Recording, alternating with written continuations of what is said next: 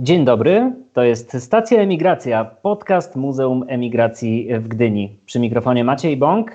Kłaniam się Wam nisko przy okazji odcinka specjalnego. Mamy już za sobą 8 odcinków pierwszego sezonu. 8 właściwie był finałem tego sezonu, ale dzisiaj mamy wyjątkową okazję, więc postanowiliśmy zaprosić Was na odcinek specjalny. Specjalny, bo mamy dzisiaj specjalny dzień. 20 czerwca to Światowy Dzień Uchodźcy. Tak się składa, że 4 grudnia będziemy obchodzili 20. rocznicę ustanowienia tego dnia. W związku z tym chcielibyśmy właśnie o uchodźcach, o ich losie, o bieżących sprawach związanych z uchodźcami porozmawiać z naszym gościem. Witam serdecznie doktora Pawła Cywińskiego z Uniwersytetu Warszawskiego, współtwórcę portalu Uchodźcy Info. Cześć Pawle. Witam serdecznie. Bardzo się cieszę, że zgodziłeś się porozmawiać z nami w tym wyjątkowym dniu. Tematyka, w której się specjalizujesz, ale też tematyka trudna, często budząca emocje, tym bardziej wymagająca wyjaśnienia, jak najczęstszego edukowania Polaków w tym temacie. Chciałbym zacząć od może dość konkretnego pytania, ale wyjdziemy z tego pytania w różne kierunki.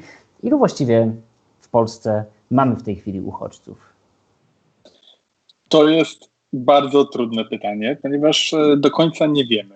Wiemy, że mniej więcej od lat 90., czyli już w trzeciej RP, przez Polskę przewinęło się trochę ponad 150 000 osób proszących w Polsce o ochronę międzynarodową. Wiemy również, ile wniosków co roku spływa do Urzędu do Spraw Cudzoziemców. W 2016 roku to było 12 000 wniosków, a od 2017 roku mamy stopniowo coraz mniej tych wniosków składanych przez osoby, które chcą się w Polsce ubiegać o ochronę. I to jest 5 000, a potem 18 i 19 to już są po 4 000 osób wniosków rocznie. A ile tych wniosków jest akceptowanych? No więc to może jeszcze dla porównania przypomnę, 12 000, potem będzie 5 000, 4 000, 4 000 to jest liczba wniosków. Natomiast jeśli chodzi o akceptację, to w tym roku, w 2016 roku, w którym żeśmy mieli 12 000 wniosków, zaakceptowano 390 osób. Potem w 2017 500 osób, w 2018 434 osoby i w 2019, czyli w zeszłym roku, 272 osoby otrzymały w Polsce status uchodźcy. Czyli procencik, malutki procencik. Tak. I coraz mniej też akceptowanych tych wniosków. Powiedz, skąd pochodzą żyjący w Polsce uchodźcy? Więc jeżeli chodzi o składanie wniosków, no to głównie są to Rosjanie, właściwie to Rosjanie pochodzenia czeczeńskiego. Jeżeli chodzi z kolei o, i to zawsze jest tak mniej więcej 60-70% wszystkich wniosków składanych, to są Rosjanie pochodzenia czeczeńskiego. Natomiast inne kraje, które już mają po kilkanaście procent składanych wniosków, to zazwyczaj jest Ukraina, Tadżykistan, Turcja. To są te ostatnie lata, w których z tych krajów głównie przybywali do Polski. Troszeczkę inaczej wygląda ta lista państw, kiedy spojrzymy, kto dostaje status. Tutaj w zeszłym roku, tak jak przypomnę, 272 osoby otrzymały status, z czego 81 to byli obywatele rosyjscy, 49 obywatele tureccy, 29 osób z Tadżykistanu, 21 z Ukrainy i 19 z Iranu. To jest to takie top 5 polskich uchodźców, osób, które otrzymały status uchodźcy w zeszłym roku. I zazwyczaj to są te kraje, czyli właśnie Ukraina, Rosja, Tadżykistan i Bliski Wschód, Syria, Irak, Iran. To powiedz mi, skąd się bierze tak często powtarzane, no chociażby przez polityków, określenie mówiące o tym, że my w Polsce mamy mnóstwo, mamy tysiące, być może nawet dziesiątki tysięcy uchodźców z Ukrainy. Faktycznie to kraj, w którym cały czas toczy się wojna, ale formalnie przecież oni nie mają statusu uchodźcy i pytanie, czy to są w ogóle uchodźcy? Rzeczywiście z Ukrainą politykom często zdarza się, czasem specjalnie, czasem przez pomyłkę powiedzieć, że mamy uchodźców z Ukrainy, podczas gdy to jest nieprawda. Na Ukrainie mamy wojnę, mamy dwie sytuacje, które teoretycznie powinny doprowadzić do tego, że z Ukrainy ludzie uciekają, czyli z jednej strony Krym, z drugiej strony Donbas. Natomiast Polska w pewnym momencie bardzo mocno poluzowała inne przepisy wizowe dla Ukraińców związane z emigracją ekonomiczną i jednocześnie przestała przyznawać statusy uchodźców, bo uznała, że to jest dla niej lepsza droga dla przyjęcia ewentualnych osób uciekających. Natomiast oficjalnie miała do tego Polska prawo, ponieważ zgodnie z przepisami międzynarodowymi uchodźcą stajesz się wtedy, kiedy nie możesz znaleźć bezpieczeństwa w swoim własnym kraju, a w przypadku Ukrainy tak naprawdę na zachodzie Ukrainy obywatele mieszkający w Donbasie czy na Krymie teoretycznie mogli znaleźć bezpieczny kąt, w którym państwo by zapewniło im bezpieczeństwo. W związku z tym Polska miała pełne podstawy, żeby nie przyznawać tych statusów Ukraińcom, nawet jeżeli oni się o to starali. I oficjalnie wybrała drogę przyjmowania uchodźców, przyjmowania Ukraińców poprzez migrację zarobkową. Czyli po prostu mieszkańcy Ukrainy, którzy żyją w Polsce, których codziennie spotykamy, z którymi rozmawiamy, poznajemy się z nimi, to są bardzo często imigranci zarobkowi, którzy faktycznie przybyli z kraju dotkniętego przez wojnę, ale często to właśnie ekonomia jest powodem ich przybycia do naszego kraju. Zazwyczaj jest głównym powodem, ponieważ musimy też mieć taką świadomość, że w momencie, w którym jesteś uchodźcą, to ty nie możesz wrócić do kraju, w którym ci grozi niebezpieczeństwo, prześladowanie. W przypadku emigracji zarobkowej z Ukrainy tak mamy skonstruowane prawo, że oni raz na pół roku i tak muszą wrócić na Ukrainę. W związku z tym sam fakt, że oni muszą wrócić na Ukrainę, pokazuje nam logicznie rzecz biorąc, że nie są uchodźcami, bo na Ukrainie im nic nie grozi. W takim razie, skoro mamy już ten wstęp za sobą, to chciałbym się Ciebie zapytać o taką bardzo konkretną definicję, której będziemy się trzymać przez całą rozmowę. Uchodźca, czyli kto? Czyli osoba mająca jakie prawa, osoba w jaki sposób chroniona, co po prostu charakteryzuje osobę o takim statusie? No, najprościej i tak naprawdę to jest jakby jedyne chyba słuszne źródło definicyjne jest odwołać się do konwencji genewskiej z 1951 roku. To jest taka konwencja, która powstała, konwencja UNHCR-u, która powstała jakby w wyniku znalezienia się bardzo dużej liczby uchodźców po II wojnie światowej w Europie. I w momencie, w którym podpisano tą konwencję genewską, zaczęto tak naprawdę traktować definicję uchodźstwa prawną jako tą najbardziej obowiązującą.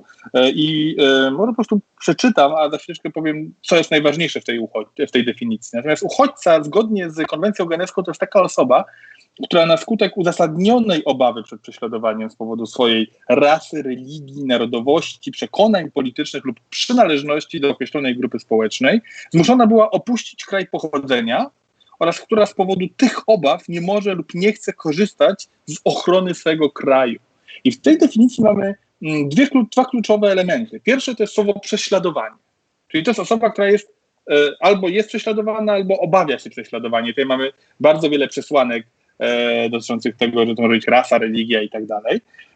I to jest pierwsze utrudnienie, bo trudno jest powiedzieć do końca, co to jest prześladowanie i zazwyczaj urzędnicy w różnych krajach różnie to definiują. No ale jakby pierwsza przesłanka to jest uchodźca, to jest ktoś, kto jest prześladowany. Druga przesłanka to jest ochrona swojego kraju, czyli to jest osoba, która jest nie tylko prześladowana, ale jej państwo nie jest w stanie zapewnić jej ochrony. Czyli jeżeli mamy na przykład kobietę z Egiptu, która miała jakiś problem w związku małżeńskim, musiała się rozwieść, musiała uciec stamtąd, dlatego że była prześladowana za ten rozwód, a jej mąż był wysoko postawionym urzędnikiem, w związku z tym gdziekolwiek w Egipcie ona by się skryła, to mąż by się dowiedział, gdzie ona jest, to jest sytuacja, w której rzeczywiście ona była prześladowana, z jednej strony, a z drugiej strony jej państwo nie było w stanie jej zapewnić ochrony, ponieważ jej potencjalny oprawca mógł się łatwo dowiedzieć, gdzie ta osoba jest. W związku z tym to jest definicja jakby z grubsza uchodźcy, ale musimy mieć świadomość, że ona pochodzi z 51 roku zeszłego wieku. Czyli jest głęboko niewystarczająca dla współczesności, bo mamy bardzo wiele sytuacji, w których ta definicja okazuje się zbyt wąska, mimo że posiada tak niejednoznaczne słowo jak prześladowanie, jako główny warunek bycia uchodźcą. Ale mimo wszystko w latach 50. ubiegłego wieku powstała ta definicja, no i bardzo dobrze, że powstała, bo przecież zjawisko uchodźstwa jest z nami od wieków. Zresztą ta definicja powstała kilka lat po II wojnie światowej, kiedy prześladowania osiągnęły swoje apogeum. Wcześniej uchodźstwo było czym, skoro nie było jego definicji? Właśnie problem braku jego zdefiniowania rodził tak gigantyczne problemy i tak straszne czyny? W sensie w różnych okresach historycznych różne grupy etniczne, religijne, jednostki znajdujące się w opozycji do władzy w swoich państwach znajdowały azyle na terytorium różnych państw, w tym również na terytorium Rzeczypospolitej. Na przykład Tatarzy są świetnym przykładem takiej grupy azylantów, którzy osiedlili się głównie w okolicach Wilna i Trok. Natomiast rzeczywiście mieliśmy do czynienia z azylami, które bardzo były często przyznawane uznaniowo przez władzę. Dana grupa na przykład była przyjmowana, tak jak rosyjscy uchodźcy na początku XX wieku. Polska przyjęła wtedy około 100-120 tysięcy uchodźców uciekających przed rządami bolszewików.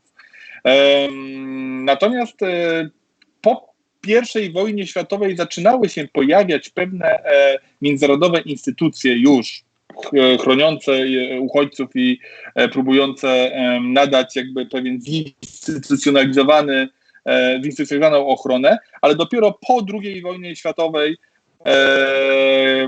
które tak naprawdę wydarzenia wtedy doprowadziły do przekonania opinii publicznej do tego, że zjawisko uchodźstwa stanie się stałym elementem rzeczywistości społecznej powojennego świata, spowodowały, że w 1949 roku powołano Wysokiego Komisarza do spraw uchodźców, czyli UNHCR, a w 1951 właśnie podpisano konwencję, która notabene, co jest ciekawe, przez pierwsze kilkanaście lat dotyczyła wyłącznie osób, które stały się uchodźcami zgodnie z powodu II wojny światowej.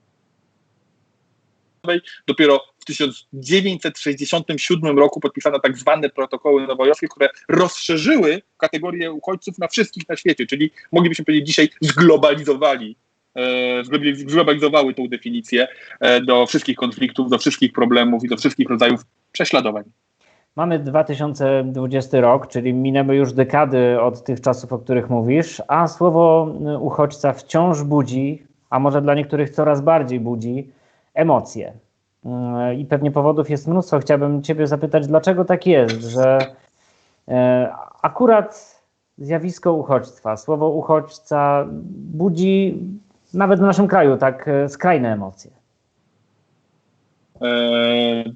Po pierwsze dlatego, że uchodźca jest obcy z zasady, tak? Jest kimś innym, a inność jest, że tak powiem, z założenia wręcz biologicznie czymś nienaturalnym, czego ludzie się boją i potrzebują tego innego, dość innej identyfikacji, więc własnej osoby. Więc pierwsza rzecz to jest to, że jakby naturalnie łatwiej, kiedy szukamy kogoś, kogo można o coś oskarżyć albo kogo możemy się przestraszyć, to o wiele łatwiej jest znaleźć innego wśród obcokrajowców, wśród uchodźców.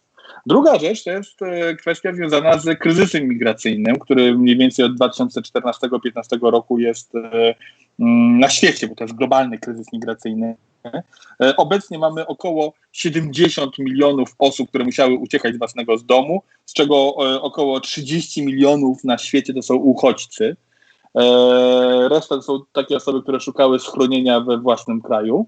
No więc jeżeli mamy tak masowy ruch, tak, 30 milionów ludzi na świecie, 30 milionów uchodźców, no to jest to zauważalne I rzeczywiście było to również zauważalne w Europie. W momencie, w którym w 2015 roku zaczęli przybywać jeszcze głównie z Syrii, potem w 2016 roku również z Afryki Północnej migranci i uchodźcy przez Morze Śródziemne do Europy, kiedy zaczęliśmy widzieć obrazki ludzi, którzy wyglądają kompletnie inaczej niż my, zachowują się kompletnie inaczej niż my, którzy często są straumatyzowani, to zaczęło to rodzić strach. A ten strach z kolei, emocja strachu jest idealną emocją do wykorzystywania w celach politycznych, no i to się stało w wielu państw Europy.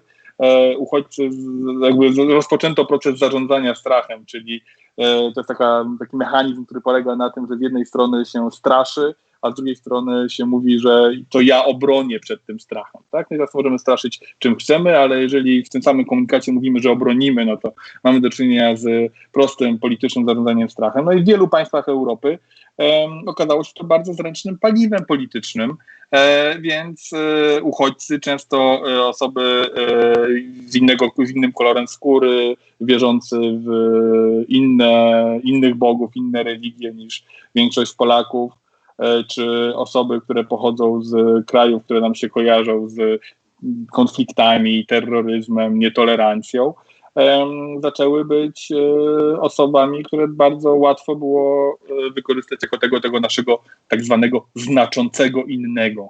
Ale tak to wygląda ten proces. Jak sobie człowiek pomyśli chociażby o tej definicji, którą przytoczyłeś, która no pewnie na swój sposób wciąż jest aktualna, to są ludzie, którzy przeżyli w swojej ojczyźnie piekło. I tak naprawdę wyzwalając się z tego piekła często trafiają na takie nowe, ksenofobiczne piekło. To się nie mieści w głowie. No, nie będziemy przytaczać poszczególnych historii dramatycznych, jakie spotkały uchodźców, ale no, można mieć takie poczucie takiej głębokiej niesprawiedliwości, że ktoś, kogo los tak ostro dotknął, że przeżył w ojczyźnie piekło, musiał opuszczać dom. Niestety ta sprawiedliwość się nie pojawia na horyzoncie, że tak naprawdę jest w przypadku często uchodźcy, no, pojawia się takie tak naprawdę pasmo nieszczęść, które no, niestety często się nie przerywa. Tak, to jest rzeczywiście, musimy być świadomi, że ten proces wygląda mniej więcej w taki sposób, że dana osoba przybywa na granicę kraju jakiegoś tam i w tym kraju prosi o azyl, potem następuje długi proces weryfikacji jej wniosku i potem taka osoba otrzymuje oficjalnie status uchodźcy. Oczywiście mamy pewną grupę ludzi, którzy nie spełniają tych procedur związanych z tą definicją, w związku z tym te osoby są odsyłane z powrotem tam, skąd przybyły. Natomiast w przypadku tego strachu przed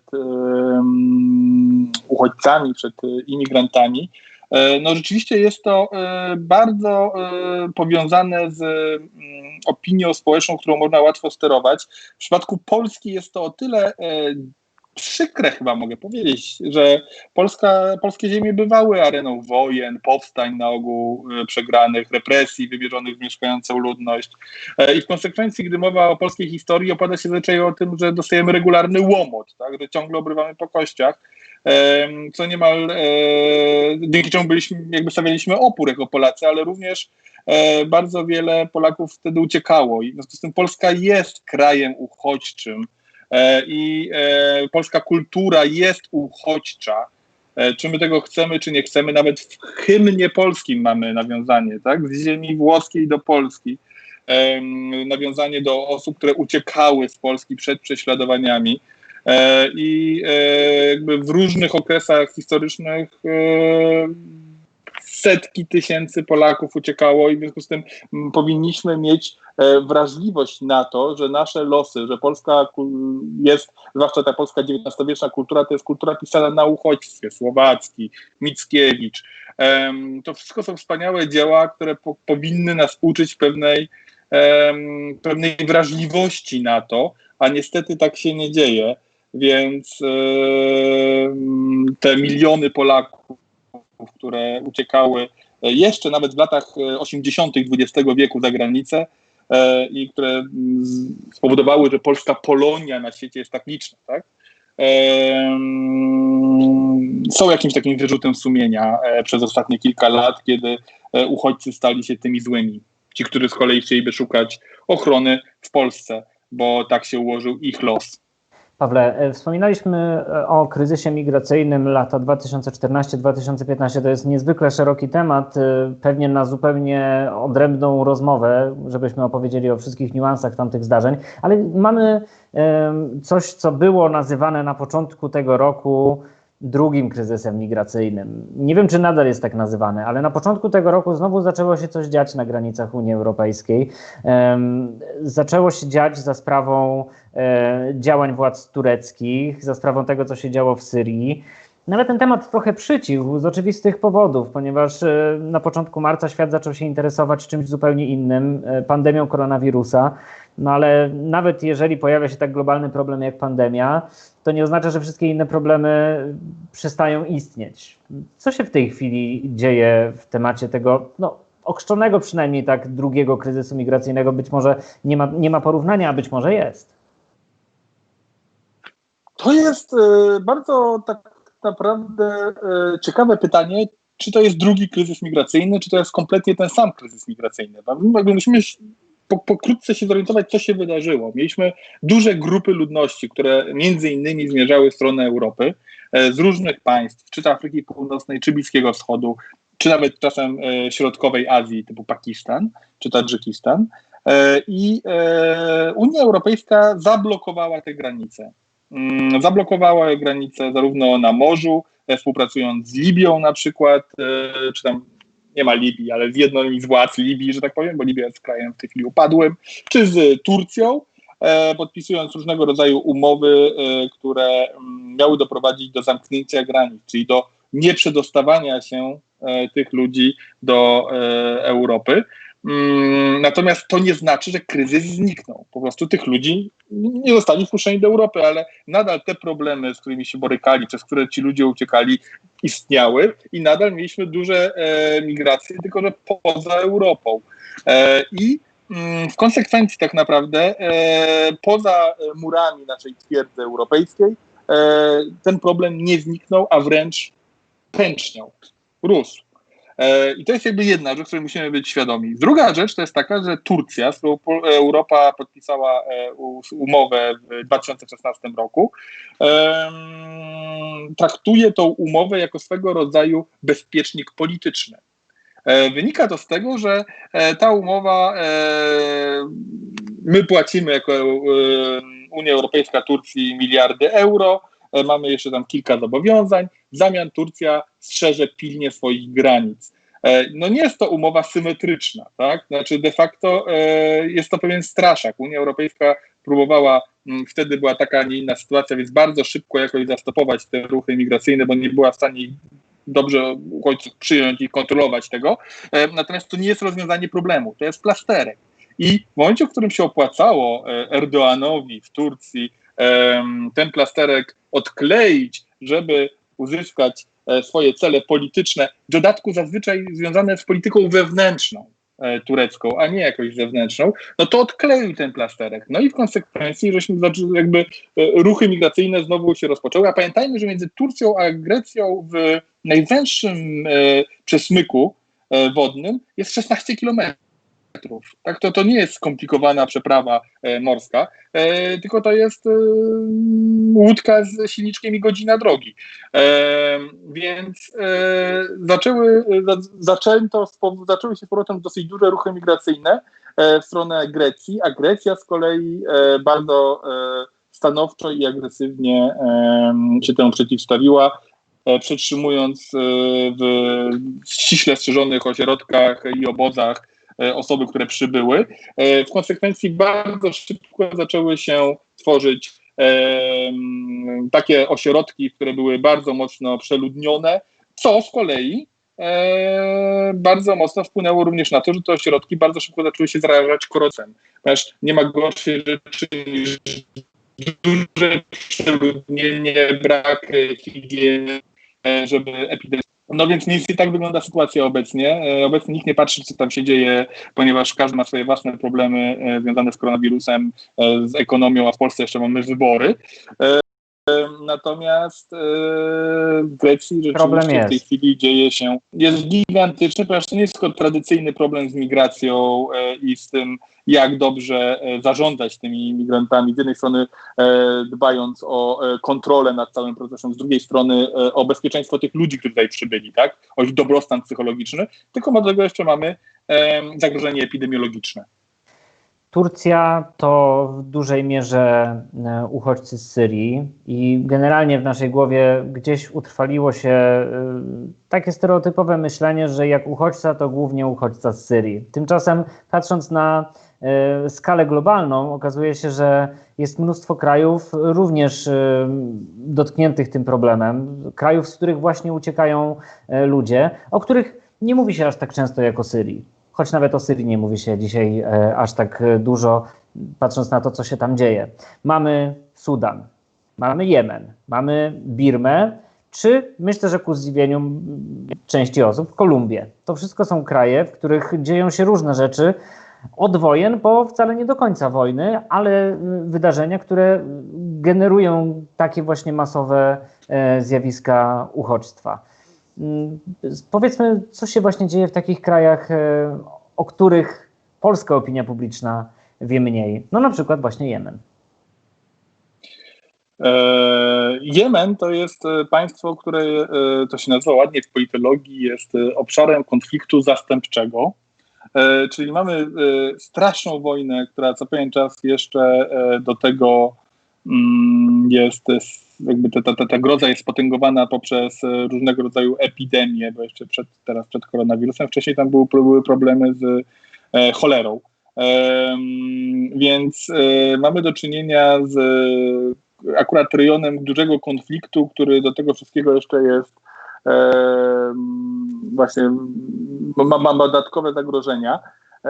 I Jemen, jak się patrzy często na te kierunki ucieczki z Jemenu, to jest jedno z najsmutniejszych rzeczy, jakie można zobaczyć, ponieważ ludzie z Jemenu uciekają statkami do Somalii przez Zatokę Adeńską, a z Somalii do Jemenu, bo Somalia też jest państwem upadłym, w którym istnieje permanentny konflikt od 1988, chyba, o ile dobrze pamiętam.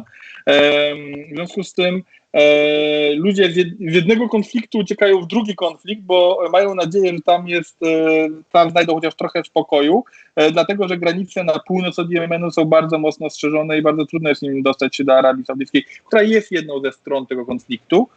Właśnie ten konflikt, on tak naprawdę z perspektywy takiego zwykłego mieszkańca, no chyba można śmiało go określić jako pozbawiony sensu. To jest po prostu rozgrywka między różnymi siłami, często zewnętrznymi. Właściwie nie ma tutaj żywotnego interesu takich zwykłych mieszkańców. Oni są po prostu trochę niestety jak te pionki przemieszczani między jednym krajem a drugim, między swoim domem a jakimś nowym, przyszłym domem. No to wszystko wydaje się być dramatyczne. To jest bardzo dramatyczne, zwłaszcza z punktu widzenia cywili. Natomiast Jemen jest takim rzeczywiście miejscem koło Sudanu Południowego, koło Afganistanu. Tak, Afganistan, tam za chwileczkę będzie 20 rok wojny de facto, bo tam trwa wojna, ona się wcale nie zakończyła, oczywiście w pewnych regionach tego państwa, ale 20 rok wojny to jest 3 razy tyle w tej chwili, ponad 3 razy tyle, co trwała II wojna światowa. To tak długo trwa konflikt w Afganistanie i potem w Polsce urzędnicy często się dziwią, no dobrze, ale przecież w Afganistanie nie ma jakichś problemów, dlaczego mielibyśmy dawać im status uchodźcy, jeżeli rzeczywiście tam ostatnio w niektórych regionach nie ma konfliktu. Mamy całe pokolenie wyrosło na wojnie, a jeszcze pamiętajmy, że przed 2001 rokiem tam byli w latach 80.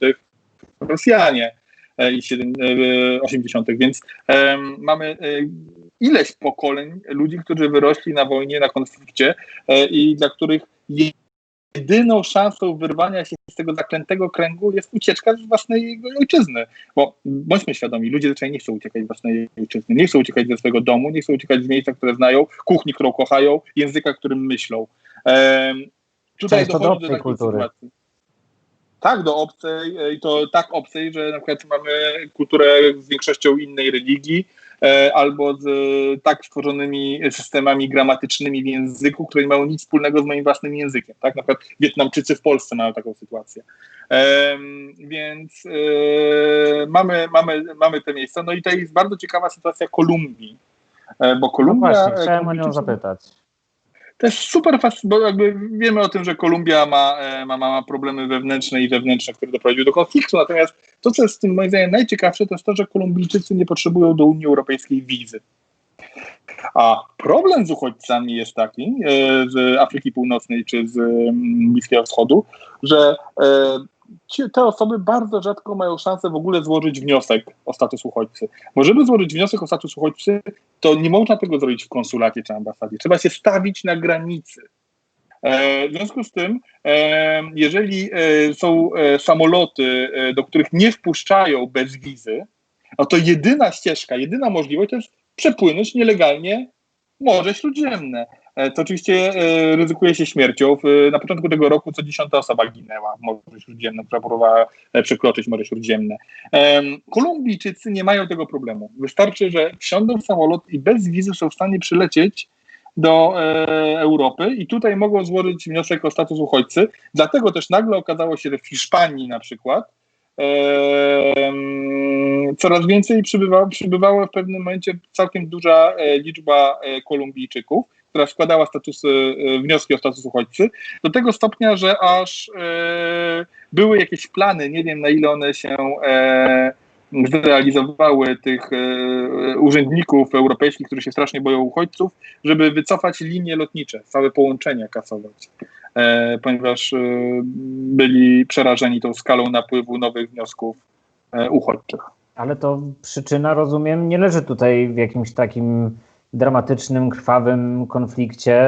Znaczy, rozumiem, że Kolumbia jako kraj rozdarty, nie wiem, wojnami gangów to jest jedno, ale no nie jest to absolutnie sytuacja adekwatna, no chociażby do Afganistanu. Nie jest, ale też musimy pamiętać, że prześladowanie niejedno ma imię i dla jednych jest to prześladowanie związane z wojną i konfliktem, a dla innych innego rodzaju prześladowania. Na przykład z Polski bardzo wiele, mówię tutaj o liczbach idących w setki osób, dostało status uchodźcy Polaków w Kanadzie już po wejściu Polski do Unii Europejskiej. Tak? Czyli byśmy mogli powiedzieć, że przecież w Polsce nie ma żadnego prześladowania, zwłaszcza kiedy jesteśmy w Unii Europejskiej. A jednak w Kanadzie 400 ileś osób, o ile pamiętam, z Polski dostało ten status uchodźcy. Kto to był? To były głównie dwie grupy Polaków prześladowanych. Pierwsza to byli homoseksualiści, i zwłaszcza jeszcze 10-15 lat temu. Druga grupa to byli Romowie, którzy byli napadani, szli na policję, zgłaszali w Polsce ten problem, dalej byli napadani, znowu szli na policję i nic się nie działo. I oni byli w stanie udowodnić, że nie tylko byli prześladowani za to, że są Romami, ale że Polska nie jest w stanie ich ochronić przed tym, bo oni to zgłaszali wielokrotnie, ale policja ich nie chroniła, co jest ewidentną przesłanką, żeby otrzymać status uchodźcy poza Polską. W związku z tym nawet taki kraj jak Polska jest w stanie produkować zgodnie z tą definicją uchodźców. Chociaż, tak jak mówię, ta definicja jest niedoskonała, bo na przykład nie dotyka uchodźców klimatycznych. O właśnie. Wyczułeś dokładnie to, o co chcę zapytać, ponieważ to się działo zawsze, ale chyba wszyscy mamy wrażenie, że dzieje się coraz częściej z powodu różnego rodzaju klęsk żywiołowych. Ludzie muszą opuszczać swoje domy, bo na przykład ich miasta zostają zdmuchnięte z powierzchni ziemi. Co z takimi osobami? One czasami uciekają do innych części swojego kraju. Czasami muszą szukać szczęścia już poza swoimi granicami. Czy tych ludzi w jakiś sposób można właśnie przypisać do tej prawnej grupy uchodźców, czy absolutnie nie? W związku z tym, że nikt ich nie prześladuje, bo przyczyną nie są ludzie, tylko matka natura. To jest strasznie takie subiektywne tak naprawdę uznanie, czy oni są uchodźcami, czy nie. Są kraje, które w jakiś sposób przychylniej patrzą na konkretne grupy uchodźców. Jest to na przykład Nowa Zelandia, która przyjmuje osoby z takich państw jak Kiribati, czy innych państw Pacyfiku, którym grozi zalanie, bo na przykład państwo jest 3 metry nad poziomem morza, czy 2 metry nad poziomem morza i całe jest jednym wielkim jakimś atolem. No więc Nowa Zelandia przyjmuje takie państwa. takich uchodźców, ale zgodnie z prawem międzynarodowym mamy różnego rodzaju petycje, mamy różnego rodzaju plany wpisania tego w szersze prawodawstwo międzynarodowe. Do tej pory to się nie udało. Ale są też sytuacje, które są bliżej, że tak powiem, problemu takiego klasycznego uchodźcy. Na przykład wyobraźmy sobie, że mamy w Etiopii grupę etniczną, która jest przeciwna grupie etnicznej, która od lat rządzi Etiopią. W związku z tym ci rządzący, racji, że mają swoich wrogów gdzieś tam w kraju, nie przesyłają pieniędzy do tego regionu, nie ładują kasy w infrastrukturę, nie ładują kasy w różnego rodzaju wodociągi. I po iluś latach braku zaniedbań w tej kwestii, kiedy przychodzi susza, a w Etiopii susze są cykliczne, one po prostu przychodzą co kilka lat, to te susze są o wiele groźniejsze w konsekwencjach, bo nie ma infrastruktury przeciwstawiania się. No więc teraz mamy pytanie, czy na bazie tego, i ci ludzie uciekają przed suszą, czy to są uchodźcy, czy to nie są uchodźcy, bo z jednej strony uciekają, ponieważ są poniekąd prześladowani poprzez brak finansowania infrastruktury antysuszowej i jest to na tle etnicznym, a z drugiej strony bezpośrednio to nie uciekają po prostu przed suszą i można powiedzieć, że to są ludzie, którzy uciekają z kwestii ekonomicznych. I po to są urzędnicy w różnych urzędach do spraw cudzoziemców w różnych krajach, żeby przyjrzeć się każdemu takiemu przypadkowi. I w sytuacji, w której temat uchodźców jest nieupolityczniony, czyli się nie rozgrywa tych uchodźców tak naprawdę zazwyczaj dla celów wewnętrznej polityki, no to tacy urzędnicy powinni w miarę racjonalnie podejść do tematu, zrobić wywiad, dowiedzieć się co i jak i podjąć decyzję, bo rzeczywiście mamy osobę, która cierpi, której trzeba pomóc. Natomiast w sytuacji, w której na przykład jest odgórny przykaz przyjmowania jak najmniejszej liczby uchodźców, no to wtedy wiadomo, że taka osoba nie podchodzi pod taką definicję klasyczną, której się nie da podważyć, no i ta osoba ma problem. Mówimy o reakcji świata. Nie będziemy się skupiać na reakcjach poszczególnych państw, pominiemy też nasz polski kontekst, trudny pod względem politycznym. Jak świat, jako społeczność międzynarodowa pomaga uchodźcom? Instytucje międzynarodowe stają na wysokości zadania?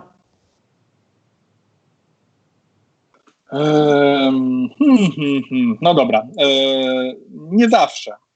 To jest tak, że oczywiście mamy pewne instytucje, takie chociażby jak UNHCR oraz wielkie organizacje pozarządowe o zasięgu globalnym, które pomagają. Natomiast bardzo często mamy tutaj do czynienia z różnego rodzaju kłód rzucanymi pod nogi.